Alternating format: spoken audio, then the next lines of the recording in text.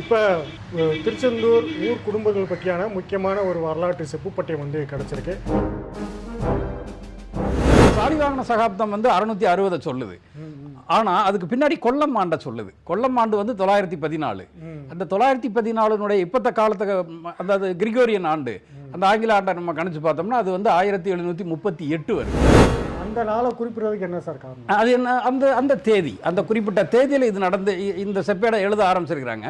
ஆனால் இந்த குறிப்பிட்ட தேதியை தேர்ந்தெடுத்ததுக்கு ஒரு முக்கியமான காரணம் இருக்கு.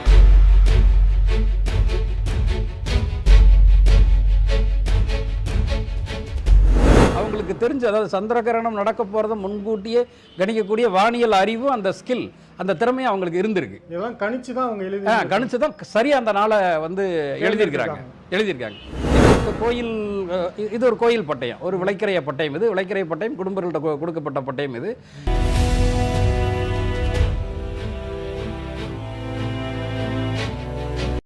இது மாதிரி விஷயம், அதாவது குடும்பங்களுக்கும் ஒரு நன்மை, கோயிலுக்கும் ஒரு நன்மை.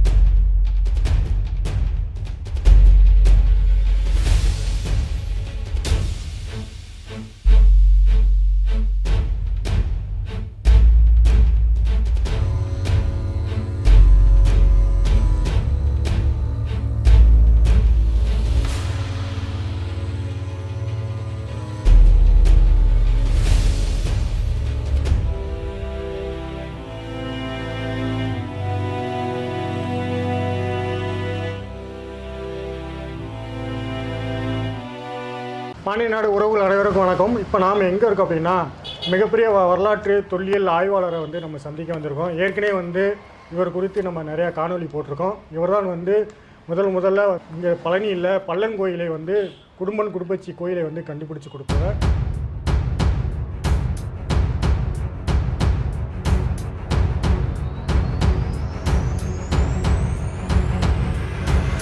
அது மட்டும் இல்லாமல் புலவர் ராமகுடும்பருடைய ஓலைச்சுவடி குறித்து அது குறித்தான நம்ம காணொலியை தொகுப்பாக வந்து நம்ம எடுத்திருந்தோம்.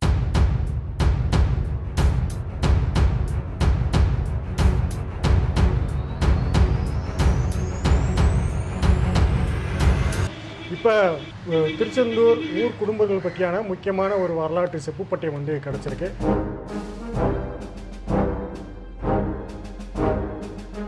அந்த செப்புப்பட்டயத்தை குறித்து அந்த செப்புப்பட்டயத்தில் என்ன தகவல் இருக்குது அப்படின்ற கேட்டுக்கிறது தான் தொல்லியல் ஆய்வாளர் திரு நாராயணமூர்த்தி அவர்களை தான் நம்ம சந்திக்க வந்திருக்கிறோம். தொடர்ச்சியாக இது குறித்தான கல்வெட்டு ஓலைச்சுவடி வரலாற்று செய்திகள் குறித்து நம்ம தொடர்ச்சியாக நம்ம வந்து காணொலியில் நம்ம போட்டுக்கிட்டே வரோம். பார்க்கிற பார்வையாளர்கள் இது மாதிரியான வரலாற்று செய்திகளுக்கு முக்கியத்துவம் கொடுத்து உங்கள் உறவுகளுக்கு இதை கடத்துங்கள்.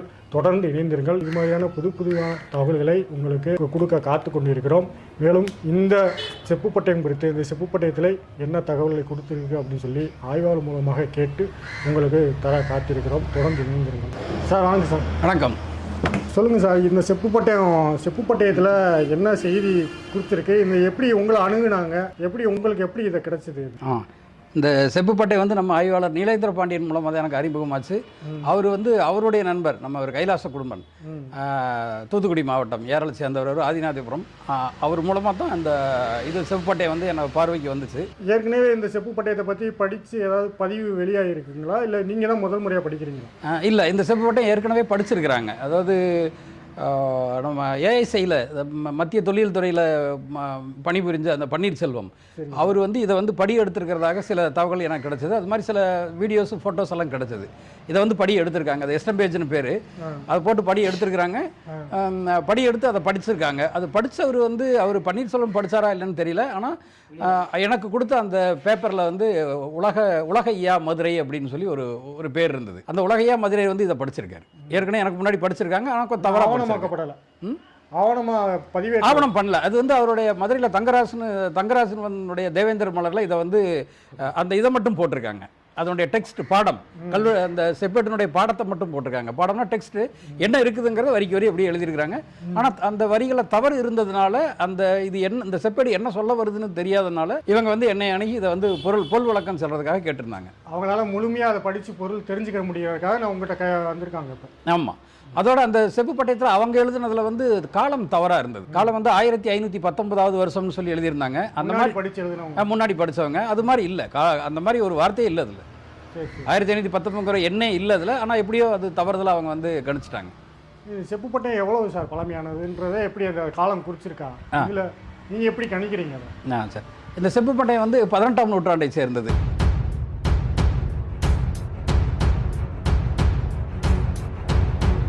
ஒன்று எழுத்தமைதி முதல்ல. ஆனால் நம்ம தேதி காலம் இந்த மாதிரி எதுவும் இல்லாத போது நம்ம எழுத்தமைதியை வச்சு காலம் கண்டுபிடிப்போம். ஆனால் அந்த பட்டயத்தில் எல்லாமே இருக்குது. எந்த காலத்தில் எழுதுனாங்க அப்படின்னு சொல்லி இருக்குது. இதில் சாலிவாகன ஆண்டை சொல்லுது இந்த பட்டயம். சாலிவாகனம் 1660 ஆண்டை சொல்லுது. ஆனால் அந்த 1000 அப்படிங்கிற முதல் எழுத்து மறைஞ்சிருக்கு. இதில் 600 660 அப்படின்னு சொல்லி இந்த பட்டயம் சொல்கிறதுனால அதை தவறாக புரிஞ்சுக்கிட்டு காலத்தை தவறாக கணிக்கிறதுக்கு அதுதான் ஏதுவாக இருந்திருக்கு. நான் முன்னாடி இவங்க இந்த செப்புப்பட்டயத்தில் ஏற்கனவே சொன்ன மாதிரி நிறைய பிழைகள் அதிகமாக இருக்குது. ரொம்ப பிழை அதிகமாக இருந்ததுனால அந்த 660ங்கிறது 1660ன்னு இருந்திருக்கணும். அது சிலதெல்லாம் இருக்குது. சில எழுத்துக்கள் அந்த மாதிரி பட்டயத்திலே பிழையாக இருக்குது. ஆமாம், பட்டயத்திலே பிழையாக இருக்குது. அது பொதுவாக இப்படி பட்டயங்களில் பிழையாக இருக்கிறது இயல்பு தானே? இருக்குது. பட்டயங்கள் பிழையாக இருக்குது. கல்வெட்டுகளில் எழுத்து பிழைகள் எண் பிழைகள் இருக்கிறது ரொம்ப சாதாரணமான விஷயம் தான். இதில் சாலிவாகன சகாப்தம் 660 சொல்லுது. ஆனால் அதுக்கு பின்னாடி கொல்லம் ஆண்டை சொல்லுது. கொல்லம் ஆண்டு 914. அந்த 914 இப்பத்த காலத்துக்கு அதாவது கிரிகோரியன் ஆண்டு, அந்த ஆங்கில ஆண்டை நம்ம கணிச்சு பார்த்தோம்னா அது 1738 வருது. ஸோ முன்னாடி போய் இந்த கொல்லம் ஆண்டுக்கு 1738, அது மாதிரி இந்த சாலிவாகன ஆண்டுக்கு நம்ம கணிச்சு பார்த்தோம்னா அந்த 660 1660ன்னு அந்த விட்டு போன ஒரு நம்பர் எண்ணி பார்த்தோம்னா கரெக்டாக 1738ன்னு வருது. அதனால 1738 18ஆம் நூற்றாண்டுங்கிறது உறுதியாகுது. இல்லை, கொல்லம் ஆண்டுன்றது திருவிதாங்கூர் சமஸ்தானம் அவங்களுக்கு உட்பட்டதான கொல்லம் ஆண்டு அவங்க கையாள்வாங்க. இல்லை, நம்ம அப்படி தான் நினச்சிருக்கிறோம். ஆனால் திருவிதாங்கூர் சமஸ்தானத்திலிருந்து அது தமிழ்நாட்டுக்கு பரவுச்சு. அது தென் தமிழ்நாட்டில் இருக்கிற எல்லா கல்வெட்டுகளையும் ஒரு சில கல்வெட்டுலையும் செப்பேடுகளையும் இந்த மாதிரி கொல்லம் ஆண்டு குறிப்பிடுறது வழக்கமான ஒன்று. ஏன்னா அங்கே நிறையா எல்லை பரப்புகள் தென் தமிழ்நாட்டில் ஊடுருவி இருக்குது. அதனால இந்த கொல்லம் ஆண்டு இயல்பாக இருந்திருக்கு. நான் நன்னகரம் குடும்பர்களுடைய கல்வெட்டில் கூட கொல்லம் ஆண்டு தான் குறிப்பிடுறாங்க. வேற எந்த ஆண்டுமே இல்லை, வெறும் கொல்லமாண்டை மட்டும் குறிப்பிடுறாங்க. இல்ல, அதுக்கு முன்காட்டி செங்கோட்டை தென்காசியில வந்து திருவிதாங்கூர் சமஸ்தானத்துக்குள்ள இருந்தது. அதே வந்து நம்ம உறுதிப்படுத்துறோம். ஓகே, கொல்லம் இருந்தது. ஆமா. ஆனா இங்க இவங்களுக்கு எப்படி கொல்லம் வருதுன்னு கேட்கிறேன் நான். இல்ல, அதாவது தென் தமிழ்நாட்டினுடைய, அதாவது அது ஒரு இப்ப சாலிவாகன ஆண்டு நம்ம ஆண்டு இல்ல. சாலிவாகன ஆண்டு, இந்த மாதிரி கலியுக ஆண்டு, இதுகெல்லாம் வருது இல்லைங்களா, ஒரு பொதுவான ஆண்டு. அது மாதிரி இந்த கொல்லம் ஆண்டை தென் தமிழகத்தில் இருக்கிற செப்பேடுகள் கல்வெட்டு வந்து பொதுவான ஆண்டா கணிச்சுக்கிட்டு அதை எடுக்க ஆரம்பிக்கிறாங்க. அப்புறம் திருவிதாங்கூர் சமஸ்தானம், இந்த மாதிரி இதெல்லாம் ஒரு இன்ஃப்ளூயன்ஸு, ஒரு ஆளுமை இருக்கிறது சகஜம் தானே. அது மேலே ஒரு அழுத்தம் இருக்கிறது இயல்பு தானே. அதனால அந்த கொல்லம் ஆண்டு வருது. ஆரம்பத்திலே இப்ப ரெண்டையும் இணைச்சு கொடுக்க வேண்டிய அவசியம் என்னன்னா, அதாவது ஒரு ஆண்டு தவறா போனாலும் இன்னொரு ஆண்டை வச்சு காலம் பண்ணிக்கலாம் அப்படிங்கிறது. இது மாதிரி பார்த்து, ஏன்னா இது நமக்கு அது ரொம்ப வாய்ப்பா அமையுது. நம்ம நிறைய பார்க்கலாம். அதாவது கலியுக ஆண்டு சாலிவாகன ஆண்டு ஒன்னா சொல்லுவாங்க. இந்த செப்பேட்ல மட்டுமல்ல, நிறைய செப்பேடுகள்ல இருக்கு, நிறைய கல்வெட்டுகள்ல இருக்கு. ஒரே ஒரு ஆண்டு மட்டும் குறிப்பிட்டிருக்க மாட்டாங்க. கொல்லம் ஆண்டு குறிப்பிடுவாங்க, சாலிவாகன ஆண்டு, கலியுக ஆண்டு. வட இந்தியாவில் இருக்கிறதெல்லாம் விக்ரம ஆண்டெல்லாம் கொடுப்பாங்க, விக்ரம சக ஆண்டெல்லாம் கொடுப்பாங்க. இங்கே நமக்கு பக்கத்தில், பழனிக்கு பக்கத்தில் இருக்கிற அந்த ஐவரி மலையிலேயே சக ஆண்டு இந்த ஆண்டு ஒரு சேர வருது இல்லையா. அது இயல்பான அவசியம். எப்பவுமே ஆண்டு கணக்கில் வந்து ரெண்டும் கொடுக்கறது அது நல்லது. அது மாதிரி தான் இந்த செப்பேட்டில் கொடுத்துருக்காங்க. ஆனால் செப்பேட்டில் தமிழ் வருடம் சேர்த்து கொடுத்ததுனால காரணத்தை கணிக்கிறதுக்கு ரொம்ப எளிதாக இருந்தது. தமிழ் வருடம் வந்து காலமும் அதில் வருது. ஆமாம், தமிழ்நாட்டு வந்து காலயுக்தி வருடம்னு சொல்லி வருது. காலயுக்தி வருடம் ஆவணி மாதம் 17ஆம் தேதியை சொல்லுது. அதே மாதிரி சதய நட்சத்திரத்தில் அதை பண்ணதாக சொல்லுது. பௌர்ணமி அன்னைக்கு அதை பண்ணதாக இந்த இதில் சொல்லுது. அந்த நாளை குறிப்பிடுறதுக்கு என்ன சார் காரணம்? அது என்ன, அந்த தேதி, அந்த குறிப்பிட்ட தேதியில் இது நடந்து இந்த செப்பேடை எழுத ஆரம்பிச்சிருக்கிறாங்க. ஆனால் இந்த குறிப்பிட்ட தேதியை தேர்ந்தெடுத்ததுக்கு ஒரு முக்கியமான காரணம் இருக்கு.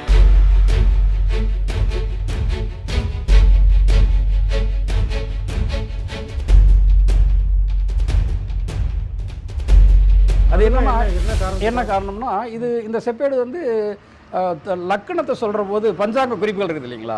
மொத்த பஞ்சாங்கம்னா ஒரு 5 அங்கம், காலக்குறிப்புகள் 5 அங்கம் குறிப்போம்.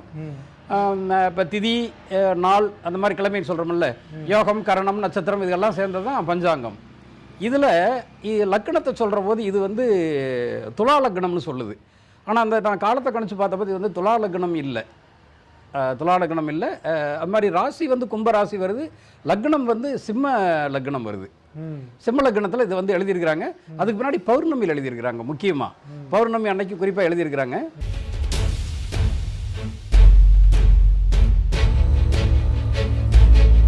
அது பௌர்ணமியில் எழுதுறதுக்கு என்ன காரணம்னா, அந்த பௌர்ணமி அன்னைக்கு சந்திர கிரகணம் நடந்திருக்கு.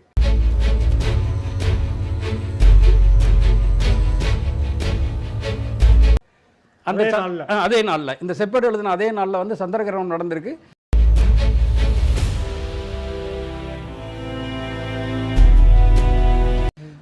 இந்த சந்திர கிரகணம் நடக்கும் போது சந்திர கிரகணம் நடந்திருக்கான அது சான்று அதில் இதுல இல்ல, இந்த செப்பேட்டில் இல்ல. ஆனா நாசா வந்து இப்ப நாசா இருக்கு இல்லைங்களா, அமெரிக்காவுடைய விண்வெளி ஆய்வு மையம், அந்த நாசாவிலையும் நம்ம பஞ்சாங்க குறிப்புகள்லையும் அந்த குறிப்பிட்ட 1738வது வருஷம் இந்த செப்பேடு சொல்ற காலத்துல வந்து சந்திர கிரகணம் நடந்திருக்குங்கிறது பதிவாயிருக்கு, சயின்டிஃபிக்காவே பதிவாயிருக்கு. இந்த இதுல போட்டிருக்க அந்த தேதியும் அந்த காலத்தோட பொருத்தி பார்த்ததுனால தெரியுது. மிகச்சிறிய பொறுத்து. ஆமா, ஏன்னா இது நாசா வெளியிட்ட அந்த சந்திர கிரகண பட்டியலை நான் வந்து செக் பண்ணி பார்த்தேன். சரி, நான் அதை வந்து செக் பண்ணி பார்த்தபோது அந்த நாசாவுடைய சந்திர கிரகண பட்டியலில் இருக்கிற அந்த நாளும் இந்த செப்பேடு குறிப்பிட அந்த நாளும் ரெண்டு ஒன்று தான். அது ஆவணி 17 சரியா அன்னைக்கு சந்திர கிரகணம் நடந்திருக்கு.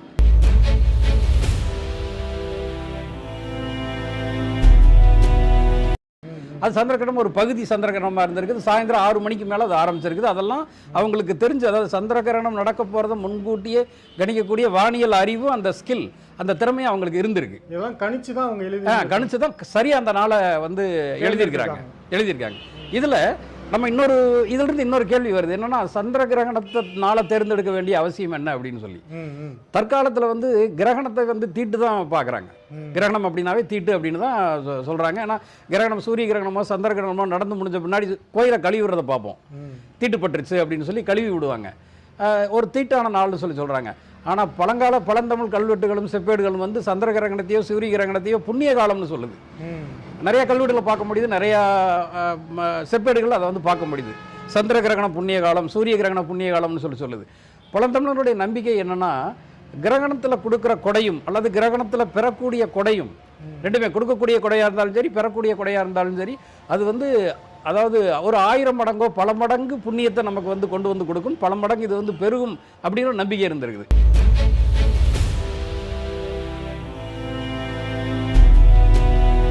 அதனால் குறிப்பாக அந்த நாளை வந்து தேர்ந்தெடுத்திருக்காங்க. இந்த சந்திரகிரகண இவங்க தேர்ந்தெடுத்ததுக்கு காரணமே அதுதான்.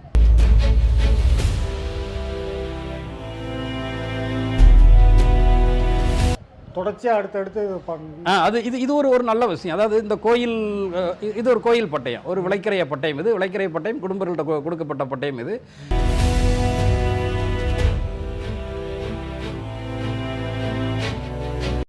இது மாதிரி விஷயம், அதாவது குடும்பங்களுக்கும் ஒரு நன்மை, கோயிலுக்கும் ஒரு நன்மை. இது மாதிரி நிகழ்வு திருப்பி வரட்டும். இது ஒரு நல்ல விஷயம் நினச்சிருக்காங்க. அந்த நல்ல விஷயம் திருப்பி நடக்கட்டும் அப்படிங்கிறதுக்காக குறிப்பாக அந்த நாளை தேர்ந்தெடுத்திருக்காங்க. அந்த நாளை தேர்ந்தெடுத்த அந்த ஒரு கணித ஒருவன் நம்ம வந்து போற்றி பாராட்டணும் அவரை. இல்லைன்னா இந்த நாளை அவங்க தேர்ந்தெடுக்கிறது வாய்ப்பே இல்லை.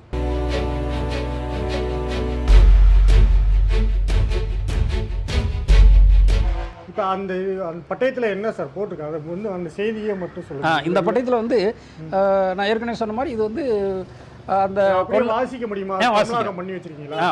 பண்ணி வச்சிருக்கேன். நானும் அப்படி மேலோட்டமாக நான் அதை சொல்கிறேன் என்னன்னு சொல்லிட்டு. இது வந்து ஏற்கனவே சொன்ன மாதிரி கொல்லம் ஆண்டு எடுத்தோடனே சாலிவாகன ஆண்டை சொல்லுது. 660ன்னு சொல்லுது. ஆனால் அதுக்கு முன்னாடி 1000 போடணும். 1660. கொல்லம் ஆண்டு 917.